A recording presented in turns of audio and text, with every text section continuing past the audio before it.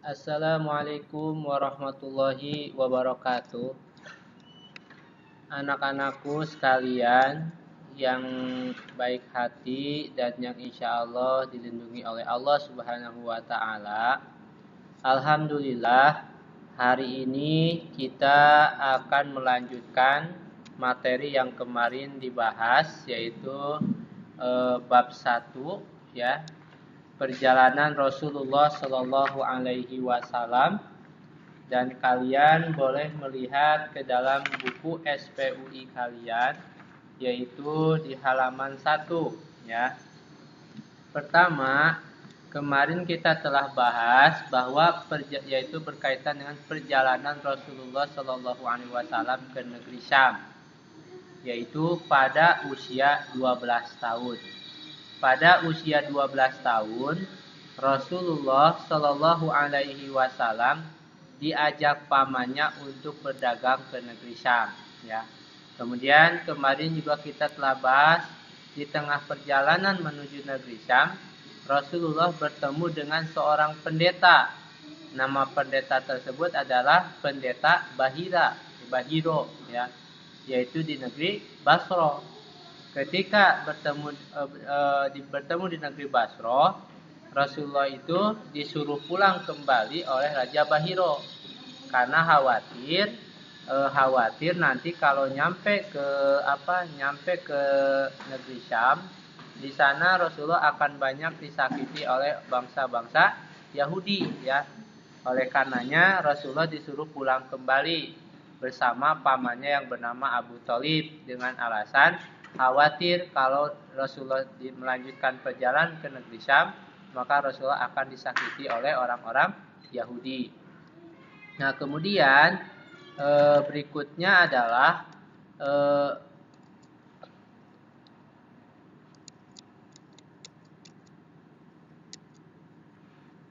kita lihat kenapa ini seperti ini. Nah, berikutnya itu perjalanan Rasulullah. Nah, yang kedua adalah perjalanan Rasulullah SAW ke negeri Syam. Kemarin juga dibahas, setelah remaja Rasulullah mulai berusaha mencari rizki sendiri, yaitu mengembalakan kambing, ya.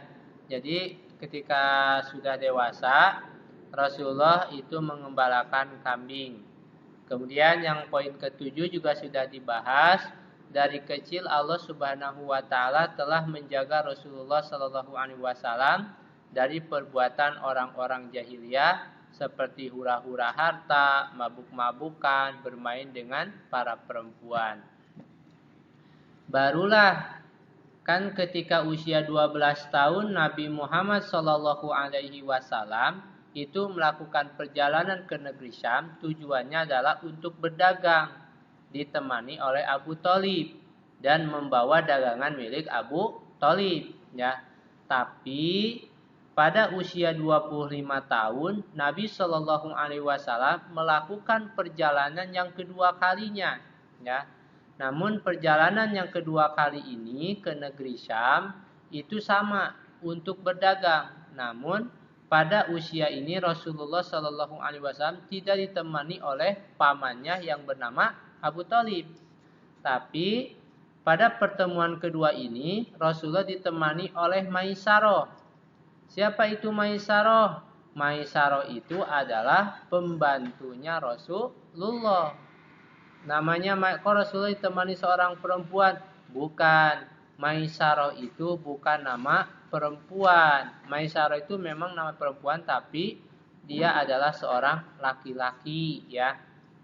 Maisarah ini yang pembantu Rasulullah yang menemani Rasulullah Shallallahu Alaihi Wasallam berdagang ke negeri Syam yang kedua. Jadi kedua kalinya Rasulullah pergi ke negeri Syam itu untuk berdagang, sama untuk berdagang. Namun yang perjalanan yang kedua ini Rasulullah tidak ditemani oleh Abu Thalib, melainkan ditemani oleh Maisarah, yaitu pembantunya Khadijah.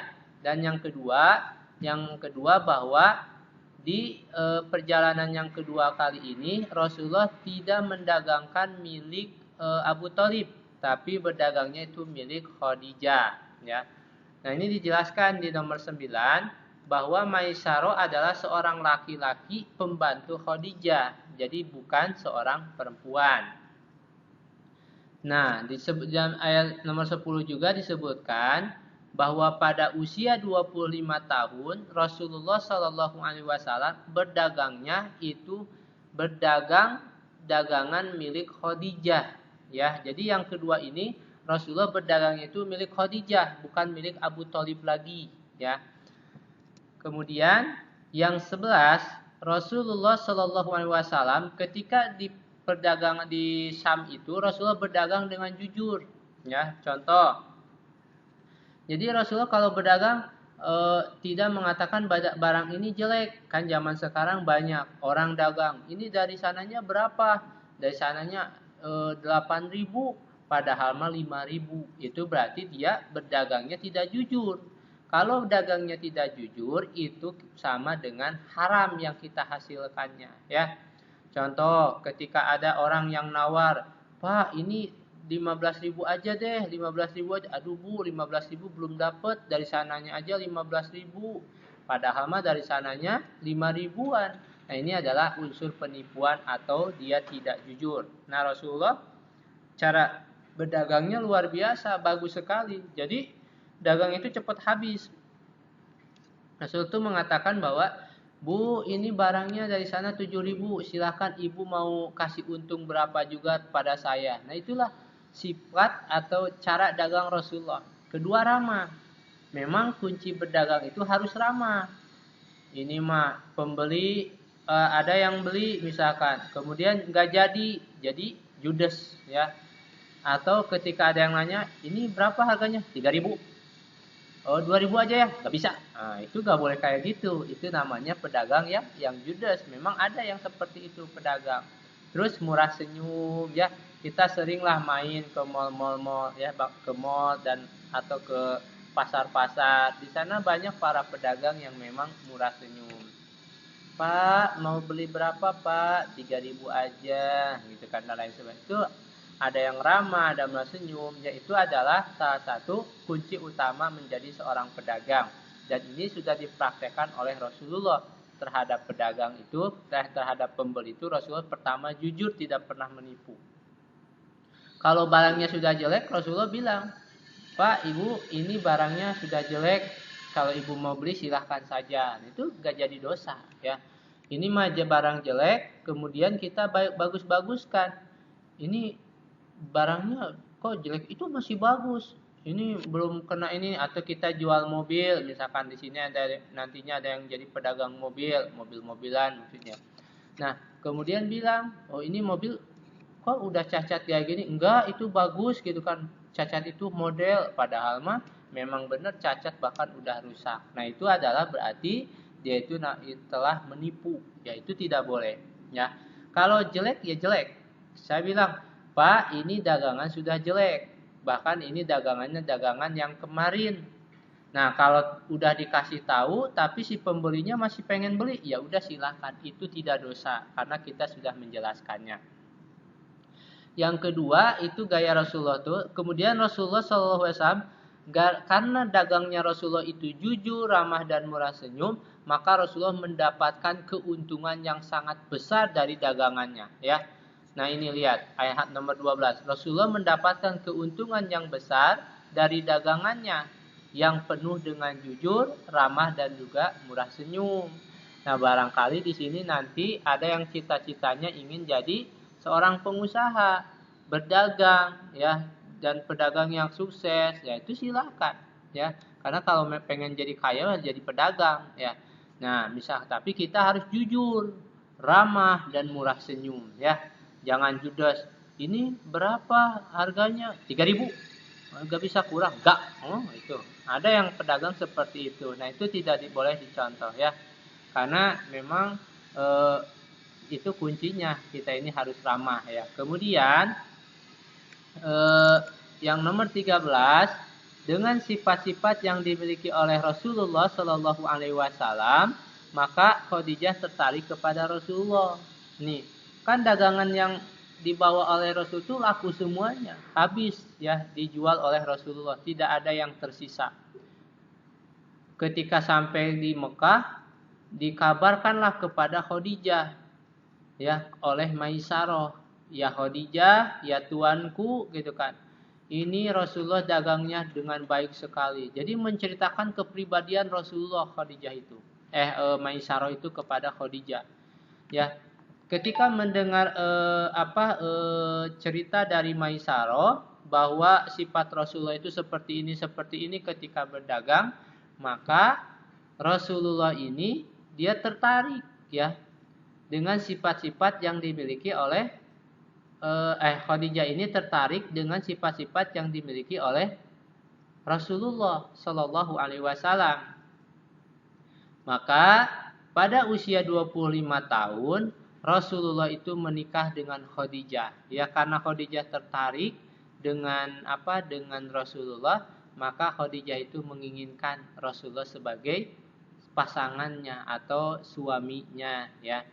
Maka singkat cerita ya, memang ini perjalanan juga panjang, tapi singkat cerita barulah ternyata Rasulullah dan Khadijah itu menikah. Ketika Rasulullah menikah dengan Khadijah, usia Rasulullah itu 25 tahun. Jadi Rasulullah masih muda kayak bapak 25 tahun ya. Ditambah dikit dah gak apa-apa. Nah, maka usianya itu 25 tahun. Rasulullah Shallallahu Alaihi Wasallam menikah dengan Khadijah. Sedangkan Khadijah ketika itu menikah usianya 40 tahun. Bahkan ada yang mengatakan Khadijah itu bukan 40 tahun, tapi kurang dari itu. Kenapa? Karena masa 40 tahun bisa punya anak 5 ya atau 6 ya. 5 ya. Kemudian kan gak mungkin sampai 50 tahun punya segitu. Namun itulah faktanya bahwa Khadijah itu menikah dengan Rasulullah ketika usia 40 tahun ya. Paham ya? Kemudian di poin 15 Khadijah ini menikahlah dengan Rasulullah Shallallahu Alaihi Wasallam. Kemudian ketika Rasulullah beranjak 40 tahun, Rasulullah itu selalu melakukan berdiam diri di Gua Hiro pada usia 40 tahun. Dalam artian Rasulullah itu selalu berikhtilah. Nanti kita bahas ini di bab 2 atau bab 3 ya. Rasulullah itu selalu melakukan diam diri. Ya, di saat orang-orang jahiliyah itu siang dan malam mereka melakukan maksiat seperti mabuk-mabukan, ya minum-minuman yang diharamkan oleh Allah dan Rasulnya. Kemudian seperti yang orang jahiliyah itu menyembah berhala, kemudian menyembah patung-patung, semuanya disembah. Ya, Rasulullah tidak pernah menyembah hal-hal yang seperti itu. Maka pada usia 40 tahun itu Rasulullah selalu melakukan diam diri di Gua Hiro. Ya. Pagi ke Gua Hiro, tapi ini hanya dilakukan di bulan Ramadan saja pada waktu itu katanya ya. Jadi tidak setiap hari ya, tidak setiap bulan. Tapi Rasulullah melakukan di situ setiap bulan Ramadan saja ya. Ketika usia 40 tahun. Nah, pada usia 40 tahun inilah beliau diangkat menjadi seorang Rasul dan Nabi. Ini mungkin ceritanya kalian sudah tahu ya. Bahwa pada usia 40 tahun Nabi Muhammad diangkat menjadi seorang Nabi dan Rasul. Ya. Itu ketika di Gua Hiro. Rasulullah kan berdiam diri di Gua Hiro selama 3 tahun. Ya, tapi hanya di bulan Ramadan saja. Nah, kemudian ketika berdiam diri di Gua Hiro itu, datanglah malaikat Jibril ya, memeluk Rasulullah. Nanti kita bahas pada tema berikutnya ya, pada bab 2. Awal mula Rasulullah menerima wahyu. Kita di sini hanya membahas sekilas dulu ya. Nah, jadi pada usia 40 tahun, maka beliau diangkat menjadi seorang Rasul dan Nabi. Jadi diangkat Nabi dan Rasul itu ketika usia 40 tahun. Dan wahyu yang pertama diterima oleh Rasulullah Shallallahu Alaihi Wasallam adalah surat Al-Alaq ayat 1 sampai 7 ya. Nah, ini nomor 17. langkah pertama setelah diangkat menjadi nabi adalah berdakwah secara diam-diam.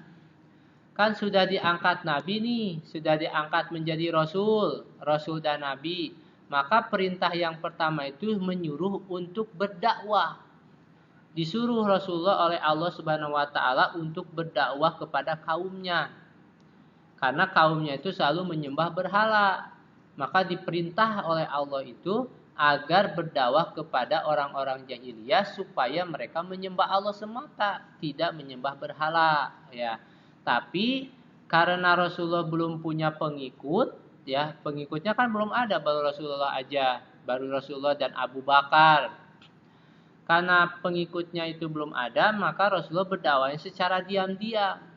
Alias tidak ada yang tahu diam-diam itu. Jadi Rasulullah ngobrol secara pertemanan face to face kalau bahasa kita, kalau kalian tahu ya. Jadi Rasulullah mendatangi satu-satu ke rumahnya. Ke rumah pertama yang diajak oleh Rasulullah SAW itu adalah istrinya. Istrinya diajak untuk masuk Islam, dan alhamdulillah ya, di poin 18 ini istrinya itu Khadijah, dia masuk Islam ya. Yang kedua yang diajak itu adalah Ali bin Abi Thalib. Itu siapa? Sepupunya, ya, keponakannya. Bukan sepupu, keponakannya Ali bin Abi Thalib ini. Ali bin Abi Thalib ini ya sepupu, ya. Ali bin Abi Thalib ini. Nah, kemudian Ali bin Abi Thalib ini yang jadinya sepupu menjadi menantu karena menikah dengan anak Rasulullah yang bernama Fatimah.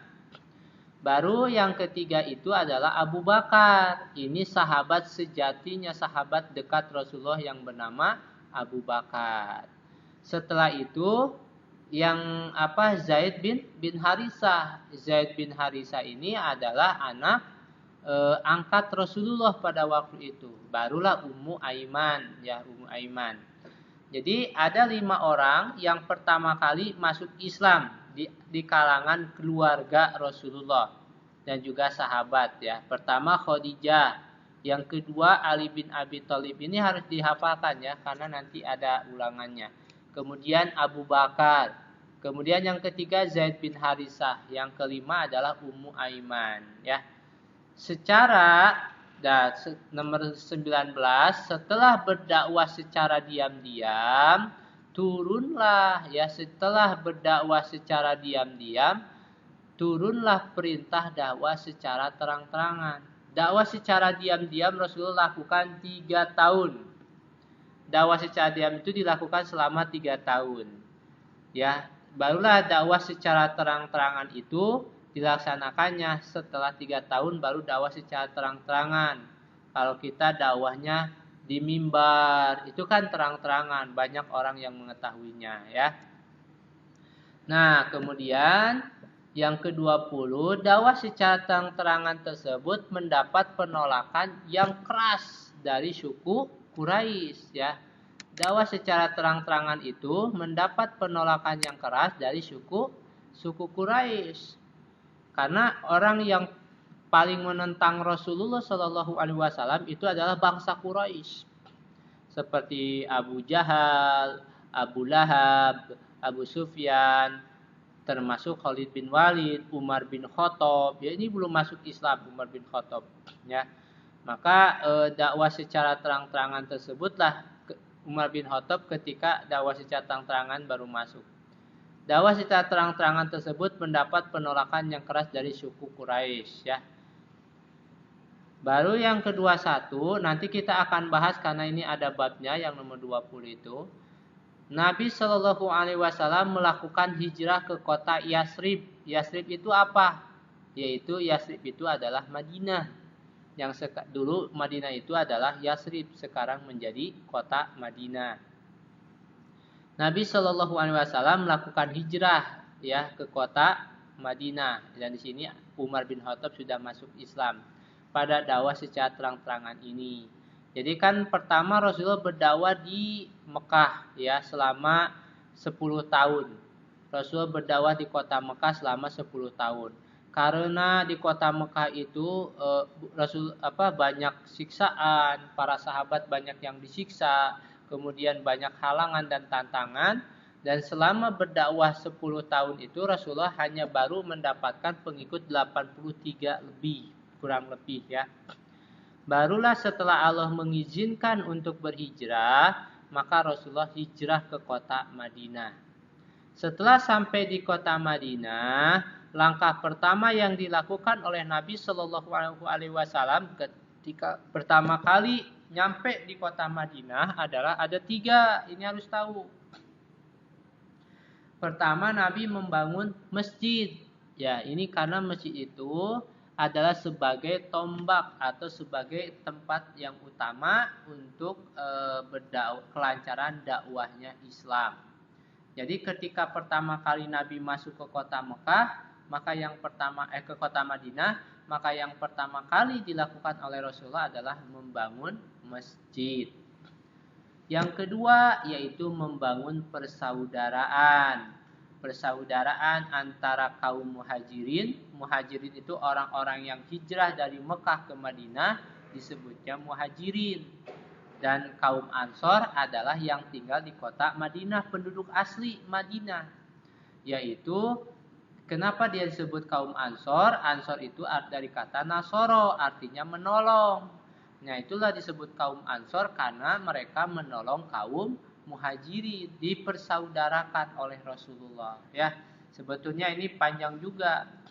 Sampai-sampai ada kaum muhajirin yang bernama Abdurrahman bin Auf. Ya, Abdurrahman bin Auf ini dia dipersaudarakan dengan kaum Ansor. Bapak lupa lagi namanya. Ketika dipersaudarakan, saking baiknya kaum Ansor atau orang Madinah tersebut, dia bilang sama sama Abdurrahman bin Auf, ya Abdurrahman, saya punya istri 2 katanya. Kalau kamu mau, saya akan ceraikan 1 dan 1 lagi untukmu. Nah, inilah saking baiknya istrinya pun mau dikasih kepada Abdurrahman bin Auf. Tapi Abdurrahman bin Auf tidak menginginkan istrinya, tidak menginginkan hartanya, tapi meminta untuk ditunjukkan pasar. Maka tunjukkanlah pasar dan Abdurrahman bin Auf menjadi kaya kembali. Yang ketiga yang dilakukan oleh Nabi ketika pertama kali nyampe di kota Madinah adalah melakukan perjanjian dengan orang-orang Yahudi Madinah. Ya, melakukan perjanjian dengan orang-orang Yahudi Madinah. Ketika sampai ke kota Madinah, itu banyak orang Yahudi. Makanya Nabi membuat peraturan dengan orang-orang Yahudi supaya mereka itu tidak melakukan kelicikan, karena orang Yahudi suka licik. Ya, maka kan ketika di Madinah itu banyak orang Yahudi yang memungut harta orang-orang kaum Ansor, yaitu dengan gaya kalau zaman sekarang rentenir, ya. Selalu minjemnya 2.000, bayarnya harus 3.000. Itu dilakukan oleh orang-orang Yahudi. Mereka licik sekali sampai sekarang.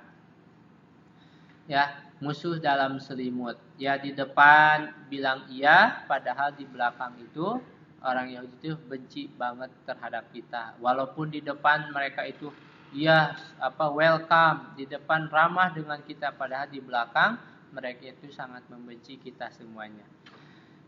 Ya, permusuhannya terhadap umat Islam sangat besar sekali mereka. Ya, jadi itulah yang dilakukan oleh Rasulullah Shallallahu Alaihi Wasallam ketika pertama kali hijrah di kota Madinah dan sampai ke kota Madinah. Yang dibangun itu adalah pertama membangun masjid. Begitupun kalian nih, kalau nanti sudah besar, kalian disuruh dakwah kemana, ke daerah mana, kalau belum ada masjid, yang pertama harus dibangun adalah masjid dulu. Ya, itu sebagai sarana perjuangan umat Islam, berkumpulnya hanya di masjid. Kalau tidak ada masjid, ya tidak akan berkumpul, susah mengumpulkannya. Kenapa? Karena sholatnya di rumah masing-masing. Yang kedua, membangun persaudaraan. Ini paling bagus. Ya, yang kedua membangun persaudaraan. Ada teman sama teman berantem, kita jangan ikut-ikutan. Si A sama si B berantem, kita jangan ikut-ikutan. Ya, kita mah harus apa? Kita ini justru harus melerainya atau membuatnya menjadi baikan kembali. Yang ketiga, melakukan perjanjian dengan orang-orang Yahudi, karena mungkin ini yang paling bahaya ya. Nah, itu yang berkaitan dengan peperangan yang memang atau dengan perjalanan Rasulullah Shallallahu Alaihi Wasallam ke negeri Syam ya. Jadi itu yang harus kalian perhatikan, bahwa itulah penjelasan secara singkat dari Bapak ya. Mudah-mudahan itu bisa membuat kalian menjadi lebih paham ya. Baik, sekian yang bisa Bapak sampaikan. Mudah-mudahan